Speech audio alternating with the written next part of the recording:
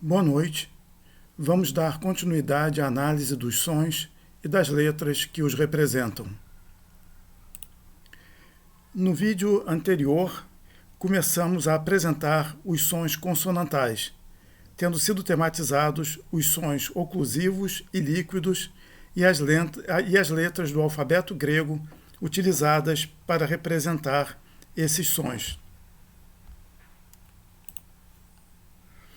Nós partimos desse quadro que classifica as consoantes em 5 grupos. Nós já abordamos as oclusivas e as líquidas, marcadas respectivamente em vermelho e em verde. Neste vídeo serão tematizadas as nasais, marcadas em roxo, a ciflante, marcada em amarelo, e as duplas, marcadas em marrom. Vamos começar então pelas nasais. Nesse quadro aqui, na parte superior da tela, é apresentado o alfabeto grego na sua ordem convencional e as nasais estão marcadas em roxo. Esse gama aqui, o mu e o nu. Essas 3 letras seriam as nasais. Como no caso dos sons oclusivos, também nos sons nasais, o fluxo de ar que sai pela boca é, antes de ser liberado, momentaneamente interrompido. Quando os lábios se fecham ou quando a ponta da língua toca os dentes superiores ou quando a parte posterior da língua toca o palato. São exatamente as 3 situações que nós tivemos no caso das oclusivas. Só que, no caso das nasais, ao contrário das oclusivas, o som sai em parte pelo nariz, não apenas pela boca, e flui pelo nariz mesmo no momento em que está sendo interrompido pela boca. Então nós vamos ter, de acordo com a interrupção que é feita do som pela boca, nós vamos ter 3 sons nasais: o M, representado pela letra mu, essa letra aqui do alfabeto, o N, representado pela letra nu, essa letra aqui do alfabeto, e um som nasal gutural representado pela letra gama, essa letra aqui do alfabeto. Reparem que eu grafei 2 vezes a letra gama. Ela foi já apresentada como uma oclusiva gutural e agora ela está sendo apresentada como uma nasal gutural. Então a letra gama ela vai ter 2 valores distintos. Ela vai representar 2 sons distintos: o som oclusivo, que foi marcado em vermelho, e o som nasal, que está sendo marcado aqui em roxo.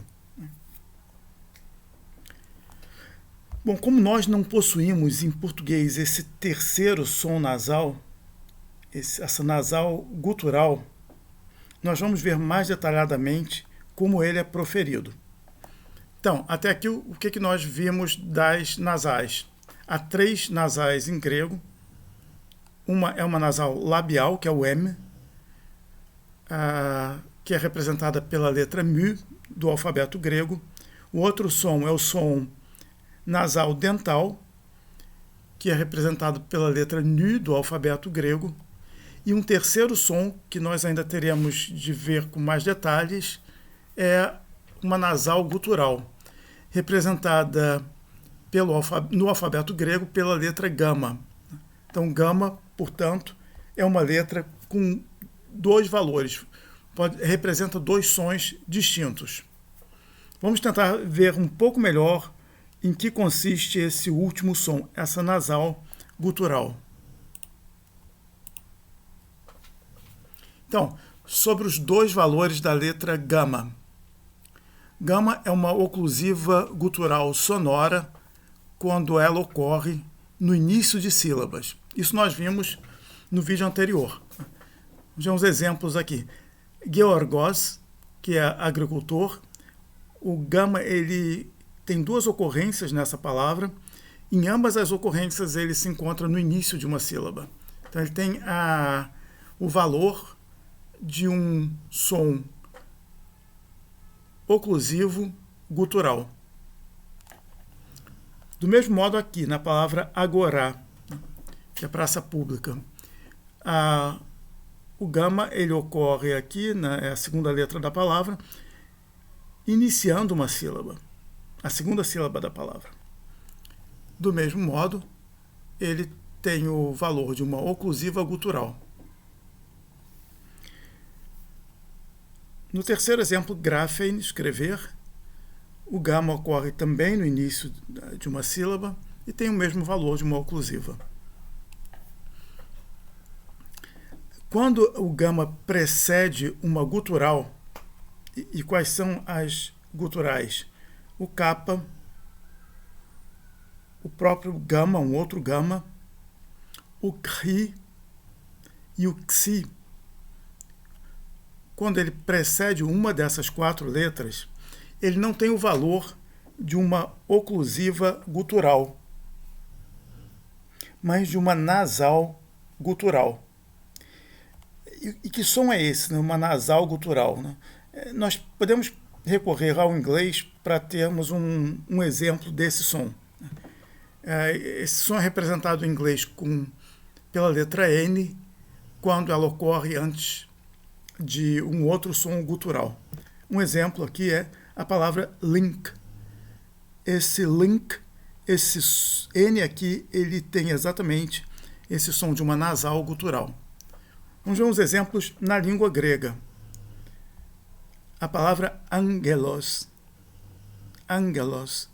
que é mensageiro, esse primeiro gama tem o valor de uma nasal gutural. O segundo não, o segundo é uma oclusiva gutural, mas o primeiro, por quê? Porque o primeiro é um gama que não está abrindo sílaba, ele está fechando uma sílaba, está no final da primeira sílaba, e ele é sucedido por uma outra gutural, que é o gama aqui, que é esse segundo gama aqui.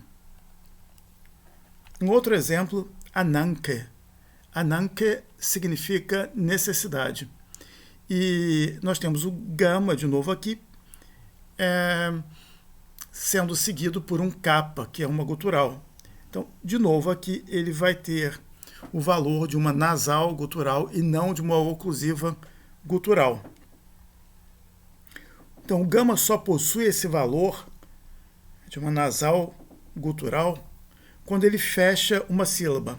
Isto é, quando ele ocorre após a vogal ou o ditongo da sílaba onde ele se encontra.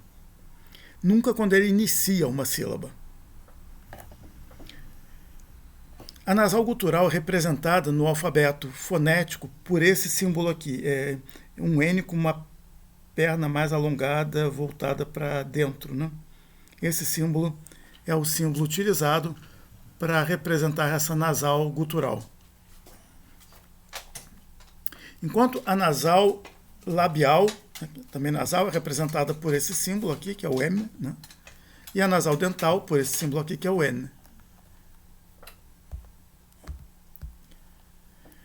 Esse som, ele existe da nasal gutural, ele existe em outras línguas, não em português, existe em inglês, como o exemplo do link, existe em alemão, por exemplo, a palavra, o verbo eu agradeço em alemão, se diz danke, ich danke. Esse N, ele tem exatamente esse som de uma nasal gutural, e tanto no caso do inglês quanto no caso do alemão, esse som ele é representado pela letra N, quando o N se encontra antes de K, né, e de G. Né. Vamos ver um pouco melhor esse som aqui a partir de uma comparação com o português. Então, comparação com o português no tocante ao som representado pelo gama com o valor de nasal. Vamos ver as consoantes nasais em português.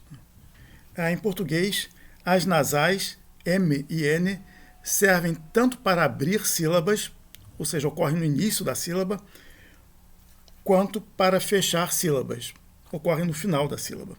Aqui nós temos alguns exemplos.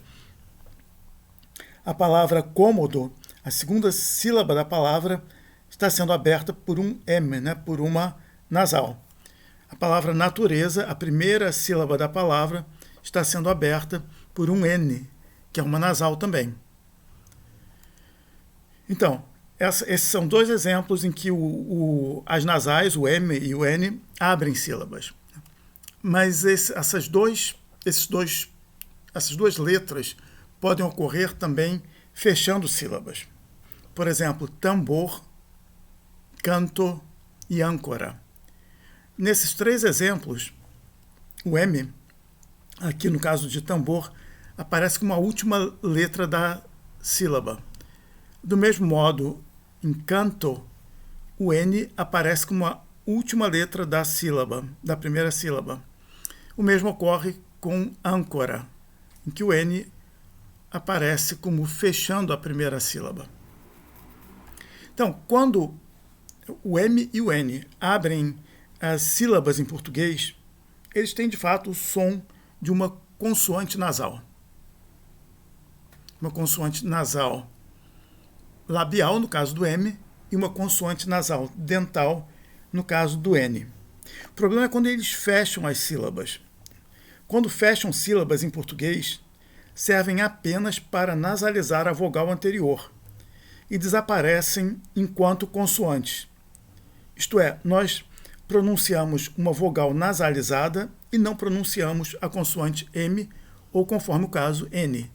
São esses três exemplos aqui, tambor, canto e âncora. Em tambor, a pronúncia,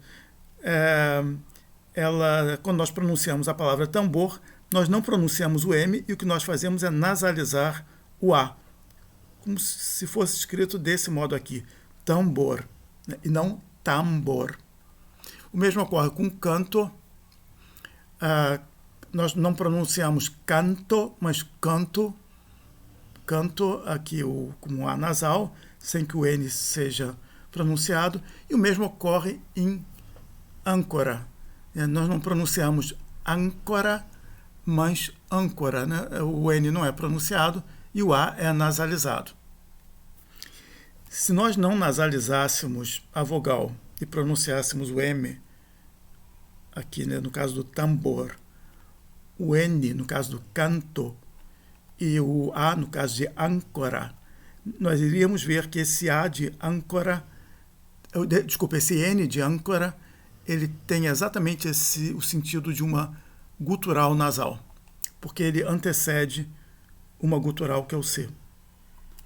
Mas isso não é o nosso tema de agora. Então vamos ver agora no caso do grego, como funcionam as nasais no caso do grego. As consoantes nasais em grego. Como em português, em grego também, as consoantes nasais podem abrir e fechar sílabas. Ao estarem posicionadas no início da sílaba, isto é, antes da vogal com que forma a sílaba, com que ela está formando a sílaba, então, M e N funcionam como M e N em português. Desculpe, o mu e nu, que são as letras gregas, funcionam como M e N em português. Vamos ver dois exemplos. Peina, esse nu aqui, ele está começando, está introduzindo a primeira letra dessa última sílaba. Tem o som de N, como em português. Melita, peina é fome, Melita é abelha. E o M inicial também está no início de uma sílaba, ele é pronunciado como o nosso M. Nesse caso, nós não temos problemas. Ao fecharem sílabas, os sons consonantais nasais em grego continuam, diferentemente do português, funcionando como consoantes nasais, sem nasalizar a vogal ou ditongo que os precede. Ademais, esses sons nasais tendem a adaptar-se à consoante que os sucede, de tal sorte que, primeiro, antes de dental, tende-se a pronunciar a nasal dental representada pela letra NU. Exemplos: frontis é preocupação, cuidado, e nós vemos que temos uma dental aqui, um tal, né? Então a nasal anterior vai ser um NU, um N, som de N. Dendron, árvore. Do mesmo modo, nós temos uma dental aqui, representado pelo delta, e a nasal anterior vai ser uma nasal dental também, um NU, ou N. Né? Do mesmo modo aqui, mantanen, né? Nós temos uma dental aqui, o teta, a nasal anterior será um NU, um N. Antes de labial, tende-se a pronunciar a nasal labial representada pela letra mu. Por exemplo, lampros, né? Nós temos um pi aqui e a nasal que o antecede vai ser um mu e não um nu. Um mu porque pi é labial e mu também é labial. A mesma coisa, lampros significa brilhoso. A mesma coisa com lambanen, significa pegar, segurar. Lambanen, nós temos um beta aqui, que é um som labial, que representa um som labial. E a nasal que o antecede vai ser um M, um mu, né? Porque, já que o beta é uma labial, a nasal que o antecede será também uma labial. Um terceiro exemplo, ampho. O fi aqui é uma labial e a nasal que o antecede será também uma labial, né? Um mu. Ampho significa ambos. Antes de gutural, tende-se a pronunciar a nasal como uma gutural, como uma nasal gutural, que é representada pela letra gama. Então, ananke, nós temos um kappa aqui, que é uma letra que representa um som gutural. Então, a nasal que virá antes do kappa será uma nasal gutural representada pelo gama. Então, ananke significa necessidade, ananke. Angelos, né, significa mensageiro. Nós, de novo, vamos ter uma gutural aqui, o G, né, o gama, né, o segundo gama. Então, antes de uma gutural, a nasal, que é o primeiro gama, será uma nasal gutural. Um outro exemplo, langhanen. Nós temos uma gutural aqui, o ri, né, e, portanto, a nasal que o antecede será uma nasal gutural, um gama. Né. Langhanen significa obter por sorteio, obter por favor dos deuses. Então, o gama, nesse caso, tem o som de uma gutural nasal.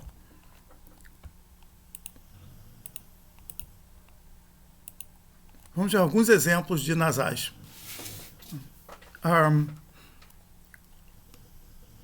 Primeira palavra, que significa aprender, mantanen.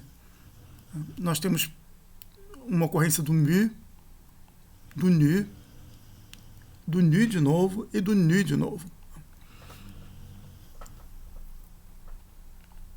Talma, espanto, uma ocorrência do mu aqui. Nefos, nuvem, uma ocorrência do nu também. Poimen, pastor, uma ocorrência do mu e uma ocorrência do nu. Angelos, mensageiro, uma ocorrência do gama aqui, com som de gutural nasal, só o primeiro, o segundo não. Ananke, duas ocorrências de nasais, uma ocorrência do nu e uma ocorrência do gama. Significa necessidade, como nós já vimos. Elenchos. Há duas palavras grafadas da mesma maneira em grego. Uma significa refutação, né? E a outra significa um ato vergonhoso. Aqui nós temos o gama, que é uma nasal que precede uma gutural. O gama é uma nasal gutural, que precede uma gutural oclusiva, que é o ri. Né? Então, com isso nós vimos os vários exemplos. Se for difícil para nós a pronúncia do gama nesse sentido de uma nasal, com esse valor de uma nasal gutural, então nós vamos pronunciá-lo como um N, como se fosse um N.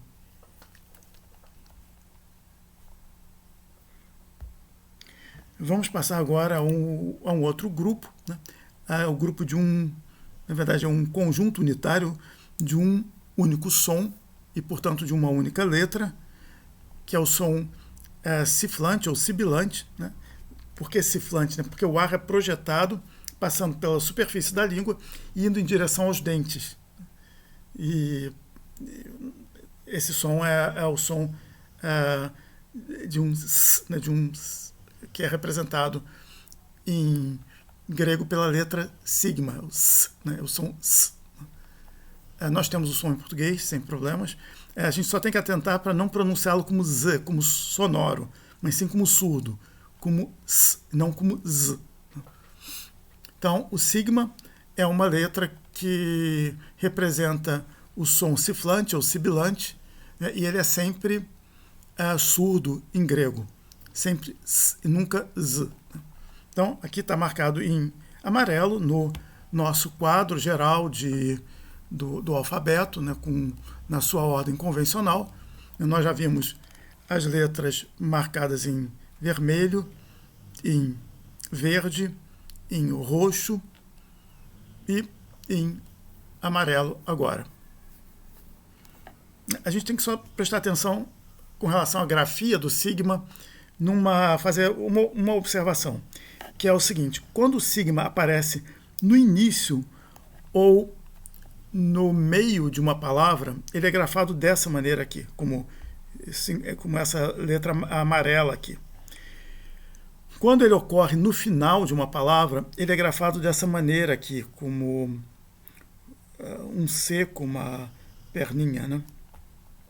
Então, o sigma, isso é uma mera convenção de escrita, né? O sigma, ele tem duas grafias que são contextualmente determinadas, né? No caso de ele ocorrer no início ou no meio de uma palavra, a grafia é essa aqui. No caso de ele ocorrer no final de uma palavra, a grafia é essa aqui. Vamos ver alguns exemplos de ocorrência da ciflante do sigma, né? Spudê, que significa zelo em grego, é a primeira letra da palavra. Soma, corpo, é a primeira letra também da palavra. Safez, significa claro, evidente. Ela é a primeira letra da palavra e a última também. Reparem a diferença de grafia. Primeira letra grafada de uma maneira e a última letra é também um sigma, exatamente como a primeira, mas grafado de outra maneira, por uma questão meramente de convenção da escrita. Uma outra palavra, paraskeuadzein, nós temos o sigma aqui no meio da palavra, significa preparar, é um verbo. E basileus, que significa rei ou chefe. Basileus, reparem a pronúncia, é basileus, não basileus, basileus. De novo, duas ocorrências do sigma, uma ocorrência medial no meio da palavra, ele tem uma forma, e uma ocorrência final, ele tem uma outra forma. Passamos agora a um último grupo das consoantes, né, que é o grupo das duplas. Elas estão marcadas em marrom aqui nesse quadro inferior, mas também em marrom no alfabeto que se apresenta no topo da tela na sua ordem convencional. São 3, né? O zeta, essa aqui, o xi, essa aqui, e o psi, essa aqui. Bom, trata-se de letras, como o próprio nome sugere, né?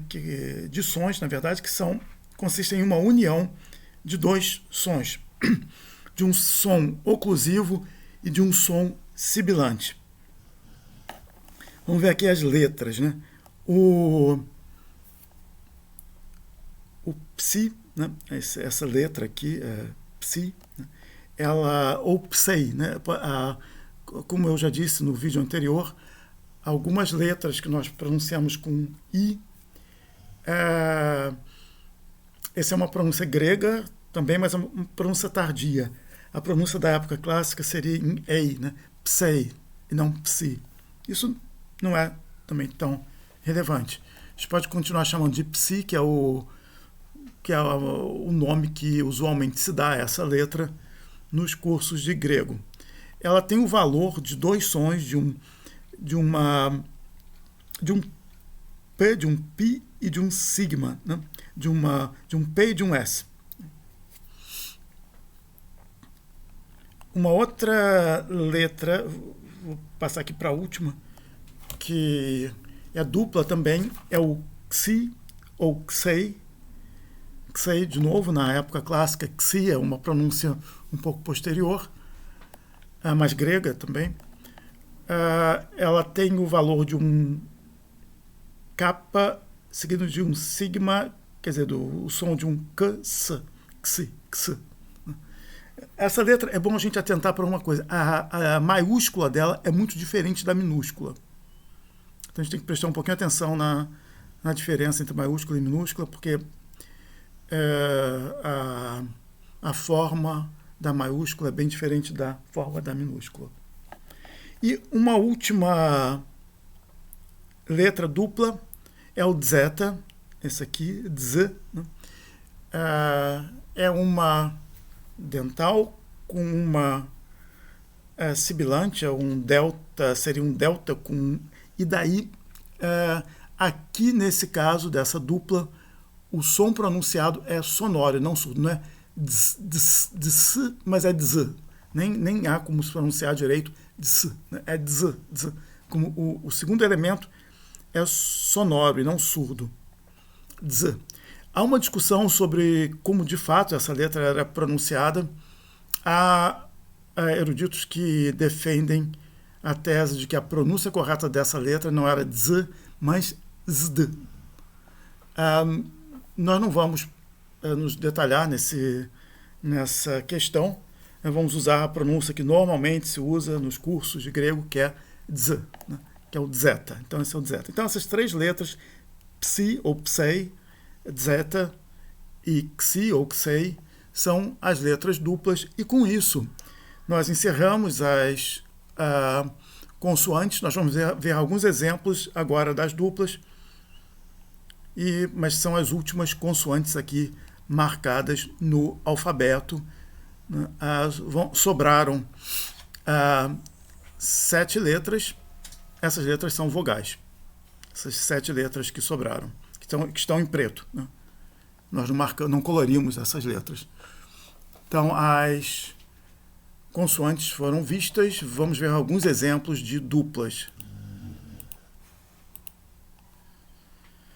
Na dupla sonora, o dz, né, o zeta, né? Zetein, que significa procurar, buscar. O dz aqui no zeta, no início da palavra. Zoon. Zoon é animal, né, ser vivo. Também o zeta no início da palavra. Taumadzein, que significa admirar. O zeta no meio da palavra. E agora vamos ver exemplos com o psi e o xi. Psirre, que significa alma, o psi no início da palavra, opsis, significa visão, o psi no meio da palavra, xenia significa a qualidade de ser estrangeiro ou hospitalidade. O xi no início da palavra. E aqui, Xerxes é um nome próprio, por isso está escrito em maiúsculas, Xerxes. O xi aqui no início da palavra e o xi no meio da palavra. Reparem, mais uma vez, a diferença entre a forma maiúscula e a forma minúscula. Enfim, terminando essa... Está difícil de mudar a página. Terminando essa sessão das consoantes, eu vou fazer só uma observação sobre as consoantes que podem ocorrer em grego no final de palavras. São só 3, que é o nu, então aqui o ro e o sigma. Só essas 3 consoantes podem ocorrer no final de palavras. O xi e o psi fazem parte desse grupo porque tanto xi quanto psi terminam, na verdade, num som sibilante. Então, também essas 2 letras podem ocorrer no final de palavras.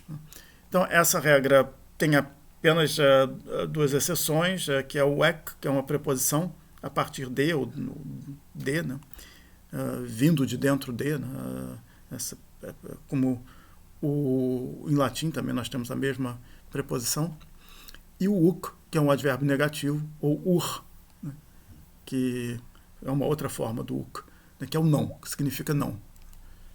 Enfim, com isso nós terminamos a apresentação dos sons e das letras consonantais e no próximo vídeo nós começaremos as vogais.